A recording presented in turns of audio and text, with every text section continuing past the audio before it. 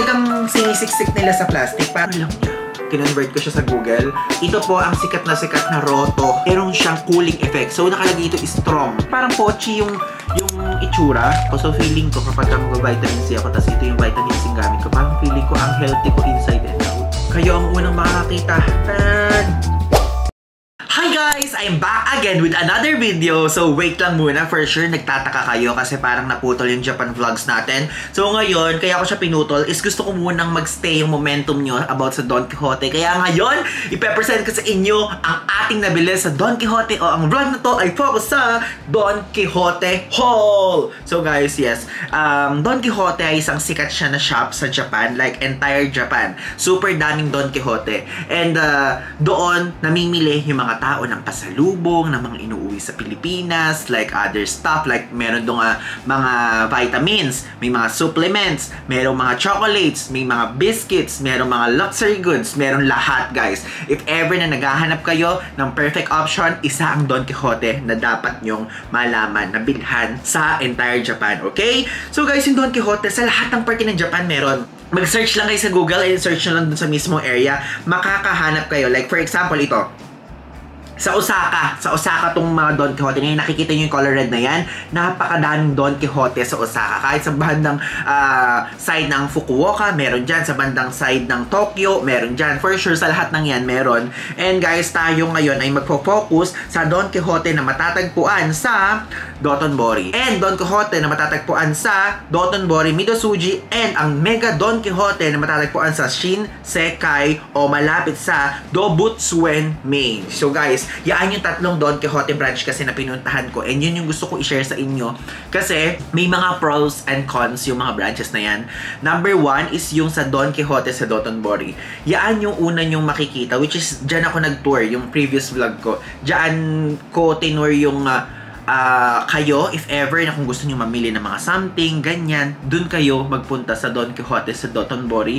So, yung Don Quijote dyan sa Dotonbori, yun yun. And ang na-observe ko doon is super crowded. Like, napaka-crowded talaga. Kasi yung Don Quijote sa Dotonbori, andun yung mismong river, nasa harapan ngayon. Andun yung mga famous na takoyaki, andun yung ichiran, andun yung 10 yen na cheese bun, andun yung mga bilihan ng mga Kobe beef, andun yung mga bilihan ng mga inihaw, andun din yung glycosine.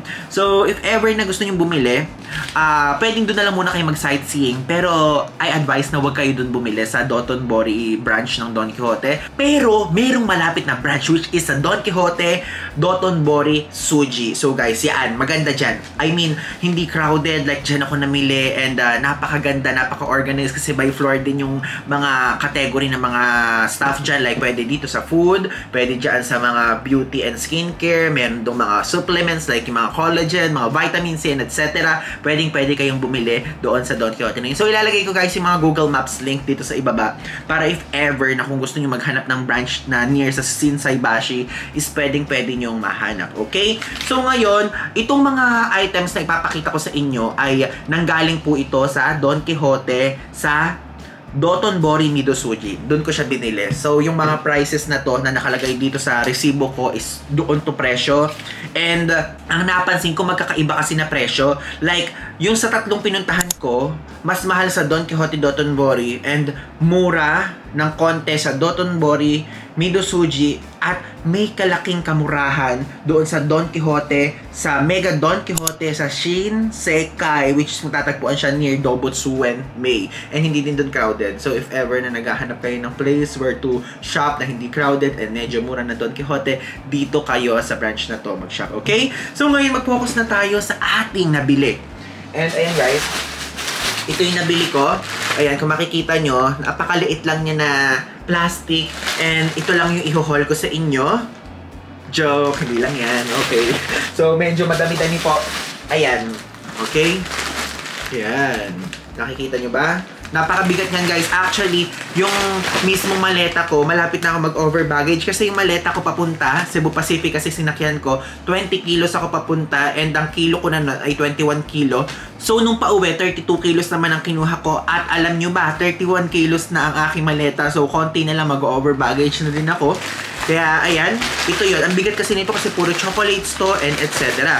So, if ever nga pala, kapag bibili kayo sa Don Quijote is, meron silang tax-free doon. Like, pagka naka 5,500 yen pataas kayo na binili, is matatax-freehan kayo. And hindi ko alam kung ilang percent actually, to be specific, yung mismong tax-free nila doon. But, basta 5,500 pataas ang mabibili nyo. Mabilis lang naman maka 5,500 sa Japan, guys. Kasi ang mura lang ng 5,500. Magkano lang ba yung 5,500 if ever kapag kakukumputin nyo? Pag naka 5,500 kayo, is pwede na kayo maka-avail ng tax-free and kailangan ng passport nyo. Tapos, guys, yung mga tax-free counters nila doon, medyo mahaba ang pila since, ay, mahal din pala yung 5,500, sorry. Yung 5,500 pala ay 2,116 pesos as of now. Like, kinonvert ko siya sa Google. So, yun yung presyo ngayon. And ngayon, mag-focus na tayo, buksan na natin to. Magsimula na muna tayo dito sa malaki. So, oo nga pala, bago ko ulit simula, nakalimutan ko. Sila ay nilalagay dito sa plastic kapag if ever na kayo ay bibili sa kanila. Plus, talagang sinisiksik nila sa plastic para maganda sa packaging. Like kapag ilalagay nyo na lang sa maleta nyo, isasalpak nyo na lang. Sige nyo, flat na flat yan. Like talagang ayos na ayos. Medyo nagulo na lang siya kasi buhat ako ng buhat. Pero, guys, sobrang intact talaga nung paglalagay niyan. Okay? So, buksan na natin. Ayan. Papakita ko sa inyo. Ngayon ko pa lang ito binuksan. Kahit sa Japan, guys, hindi ko siya binubuksan. Ewan ko kung bakit. Trip ko lang na hindi lang buksan. Una sa mga makikita nyo dito sa aking mga pinamili. Wait, imbangan natin. Okay pa ba? Nakikita pa ba ako? So, una sa mga pinamili natin, guys, is itong tanananan. Ayan, nakikita nyo? Ito po ang sikat na roto na pangpatak sa mata. Actually, sulit sa akin tong ganito kapag ka nagta-travel ako at kapag ka ako'y napupuyat, kapag ka feeling ko inaantok na ako, magpapatak lang ako nito. So, ito guys, maganda tong eye drops na to. And actually, sikat na sikat to kasi ang purpose nga pala nito sa mga hindi nakakaalam is malamig siya sa mata. Kapag ka pinatak mo siya, parang magigising ka. And hindi ko lang sure kung ano pa yung mga ibang perks nito. But, ang purpose ko kasi sa kanya, kaya ko siya ginagamit para magising. Kasi di ba kunyari, pag nagsisolo travel ako ng madalas, kunyari puyat akong ganyan, tapos bigla ako makakatulog. So, pinapatak ko to para magising ako. Kasi malamig talaga siya sa mata. And nakaka-relax, tas okay. And, vitamin ba to? Ayan, meron siya vitamin E, vitamin B6, NA, tapos K.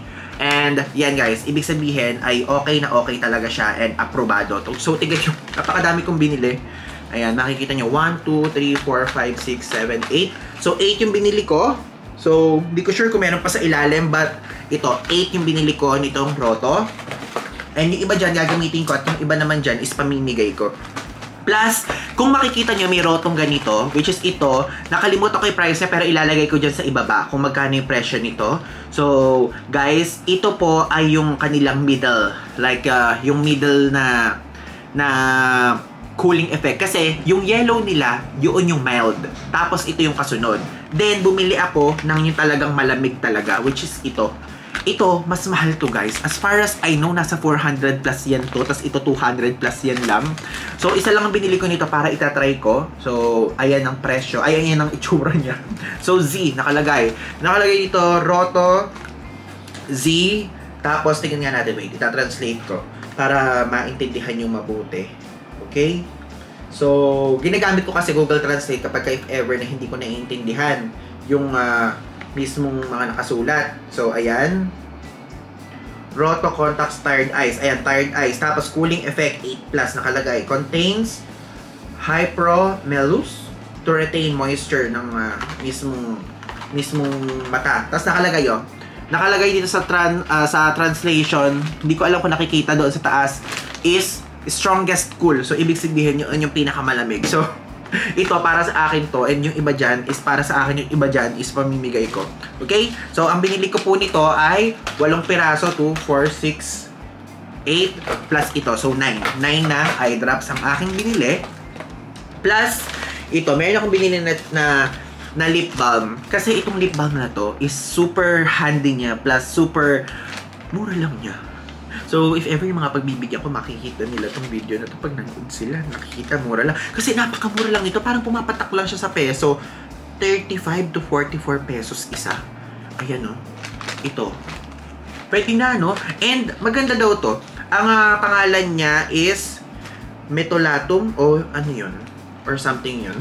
Hindi ko alam, pasensya na kasi alam nyo na, hindi tayo nakakabasa doon. O, ayan, for chapped and dry lips. So, guys, ano siya, medicated lipstick. So, talagang maganda talaga siya.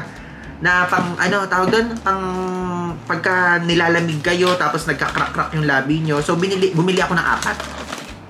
4 lang yung binili ko kasi itatry ko lang kako. Tapos pamimigay ko to sa mami ko at pamimigay ko din kung kani-kanino mga pwedeng pagbigyan. And ayan. Plus, ayan.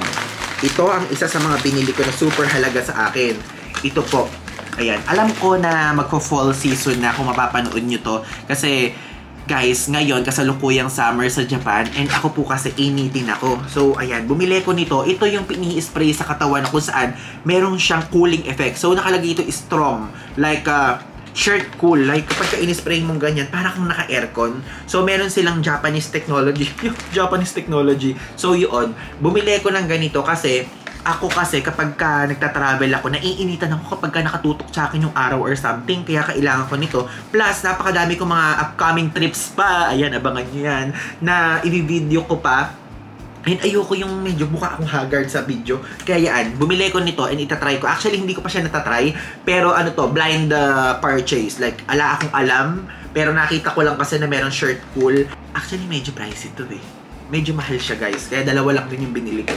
So, and next natin, itong mga candy. Ayan. Actually, sikat na sikat itong mga candy na to. Itong puree babasa dyan. Kasi may ganun eh. Puree na orange tapos lemon. Ayan. Sa mami ko to eh. Sa mami ko to ibibigay kasi ito ay bilin niya sa akin. Ewan ko kung saan nyo nakikita.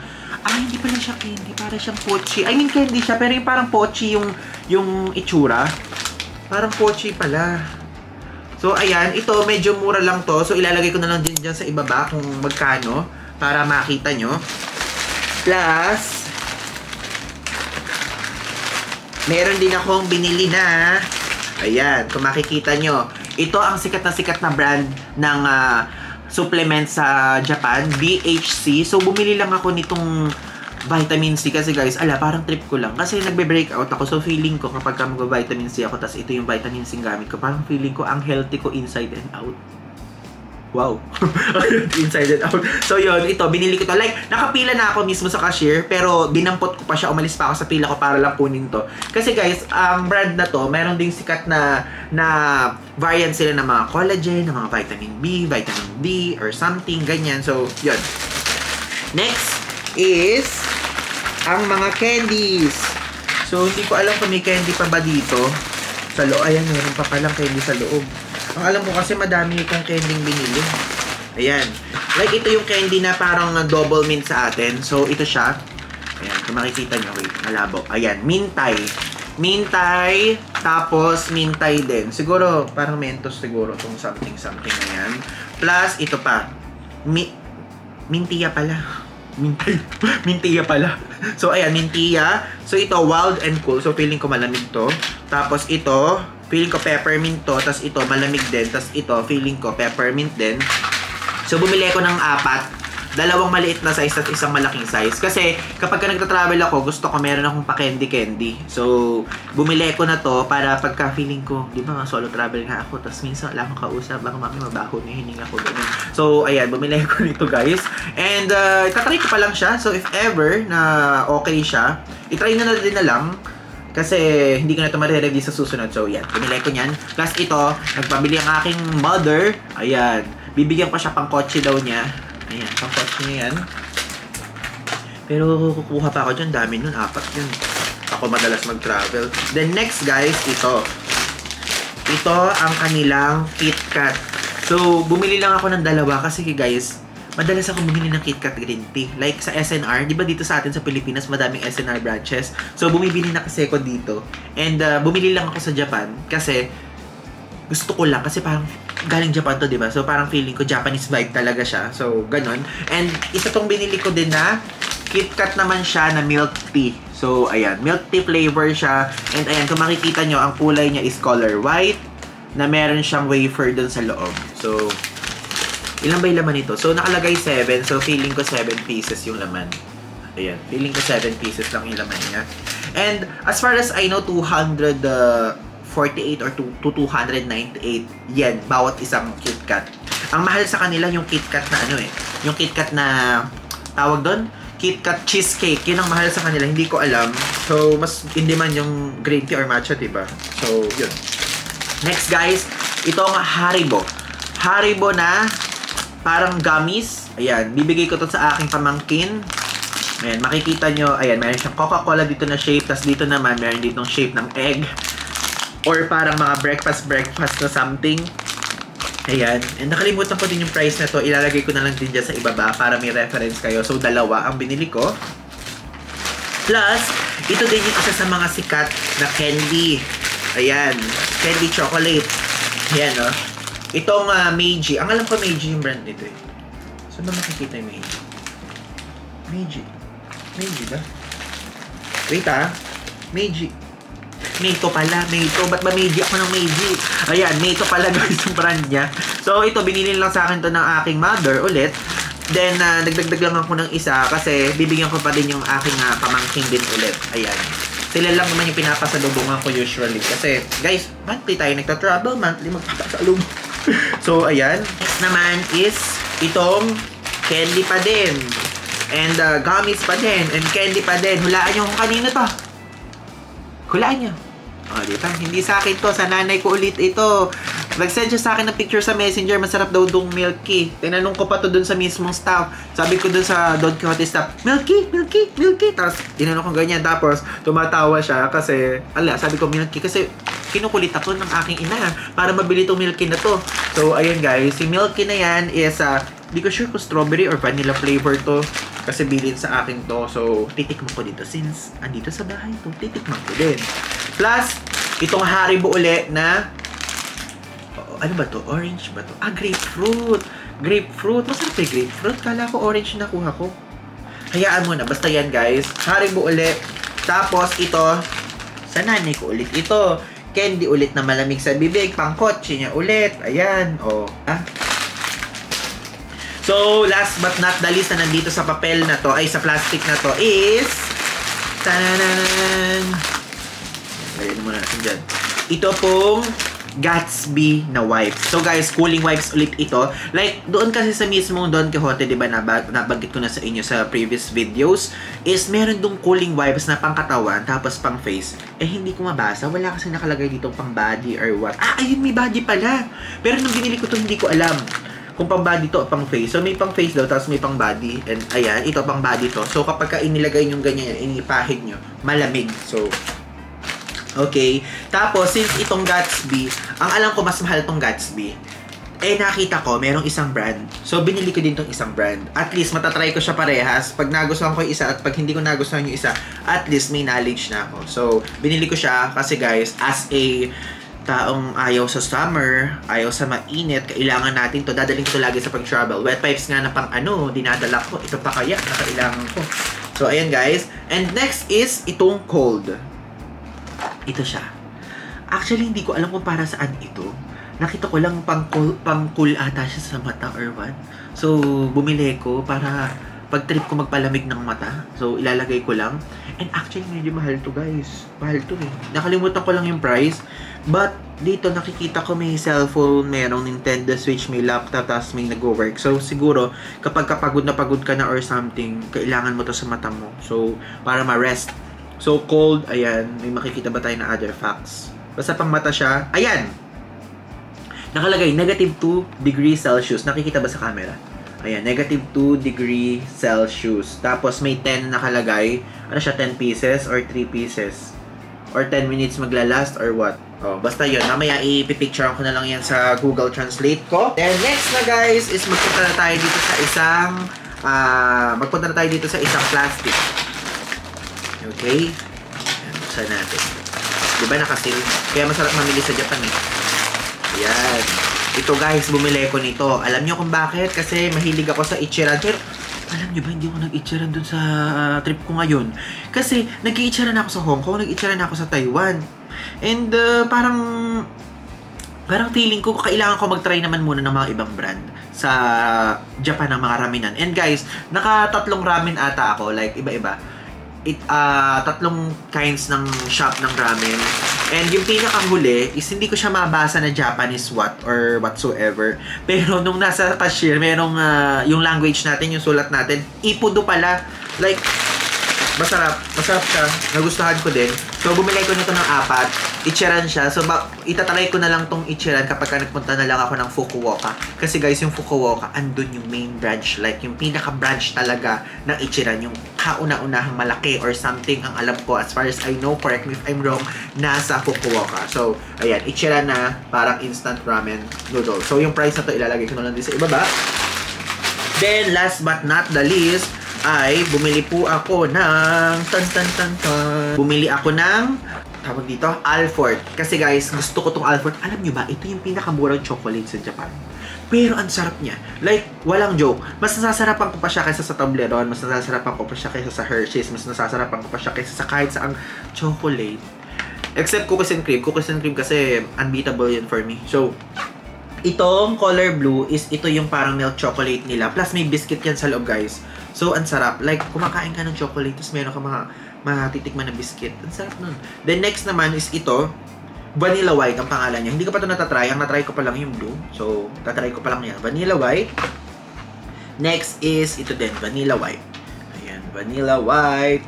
Tapos, bumili din ako ng 2 pang Vanilla White. Tapos, isang, tawag doon, isang dark chocolate. Kasi isa kong kaibigan, ewan ko ba, dark chocolate gusto niya. Ang bitter-bitter ng dark chocolate. So, ayan. Dark chocolate yung isa.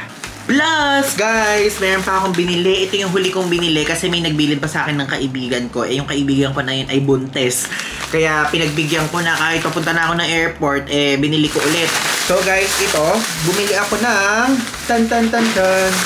KitKat. Guys, alam nyo, kaya ako napatunayan na mura nga dun sa Mega Don Quijote sa Shinsekai sa Dobuet Swen. Basta yan, ilalagay ko dyan sa ibaba yung tama. Kasi guys, binili ko to, ang mura na ito dun. Nakalimutan ko kung magkano ang price, pero 248 yan lang ata. 248 yan, ano? Oo, ganun. So guys, ayan. Mayroon akong binili dito, milk tea. Ayan, milk tea siya. Doon ko siya nabili. Plus, ito naman, KitKat na ice cream. O, diba? KitKat ice cream. And next ito, syempre, KitKat green tea. O, diba? KitKat green tea. And last is itong KitKat strawberry. Ayan, KitKat strawberry. And guys, yun lang naman yung nabili ko sa Don Quijote. Plus, wait, hindi ko to sa Don Quijote nabili, pero gusto kong i-share sa inyo. Kaya ako siya gustong i-share sa inyo kasi papauwi na ako, like nasa airport na ako ng KIX o yung Kansai International Airport kung tawagin. Then, di ba after mo ng immigration, meron itong mga shop, meron itong mga duty-free shop, meron mga something like that. May mga pinipilahan doon ng mga alak-alak ganyan and chocolate. Pero, guys, nakita ko. Hindi ko nakita yung mga parang individual stores nito o physical stores nito mismo doon sa Japan. Pero nakita ko, meron guys. Alam niyo ba to? Wait, yung ilaw. Merong Royce chocolate. So guys, itong Royce chocolate is ito yung high quality na chocolate sa Japan. And guys, meron yung matcha, may vanilla, may chocolate, may etc. Excuse me. Nag-trigger pa. But ako, matcha yung pinili ko. So, tikman natin. Kayo ang unang makakita. Tan! Ay, ano ba yan? Dati may kutsara O hinihingi yun. Kasi guys, pinasasalubungan akong ganito. Teka, tikman natin. Gusto ko nang matikman. Ang mahal nito, oo nga pala. Share ko lang sa inyo. Hindi ko pala nasabi sa inyo presyo. Guys, yung price nito, 800 yen. 800 yen to. Tapos, hindi ko naiintindihan yung nakasulat. Salita ng salita kasi yung cashier. Ganyan, Japanese. O, umuo na lang ako nun pala. Ano ito ba yun? Basta, pagkalalagyan nila ng yelo, may yelo na parang ice pack na gano'n na ilalagay. Additional 100 yen. So, 900 yen in total itong binayaran ko. Pero okay lang kasi pauwi naman na ako. And ayan. Kainin na natin. Kainin na natin. Wala talaga siya. Wala talaga siya. Something. Wait. Ayan. May kinuha ko guys. Yung dulo ng toothpick. Guys, bago to. Huwag nyo ako i-judge. Bago to. Pero ito yung pantutusok ko kasi wala akong toothpick dito na talagang toothpick eh. Okay. Oh my God. Oh my God. Napako. Wait lang ha. Pipicturean ko lang muna. Pang ano ko lang. Pang picture ko lang. Wait lang. Diyan muna kayo. Papost ko muna ha. A few moments later. Okay guys. So na-picture na natin. At ngayon tikman na natin. And Actually, hindi ko pa natitikman tong ano eh. Hindi ko pa natitikman tong mismong matcha na Royce. Ang natikman ko na ba? Nakalimutan ko na eh. Kasi ang huling tikman ko na to, as far as I know, senior high school pa ako. Graduate na ako guys, diba? So, tikman natin ulit. Ang natikman ko nito na naalala ko talaga is color blue, which is vanilla. Tas chocolate. Tas yung isa, hindi ko sure kung ano. Ito lang siguro yun. So, tikman na natin.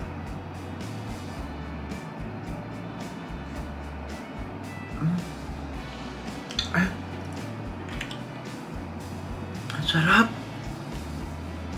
Nalulusaw sa dila, oh. Pinakita. Guys, lusaw na sa dila. Sarap. Sarap talaga ng Royce sa chocolate. Nanginginig yung mic ko.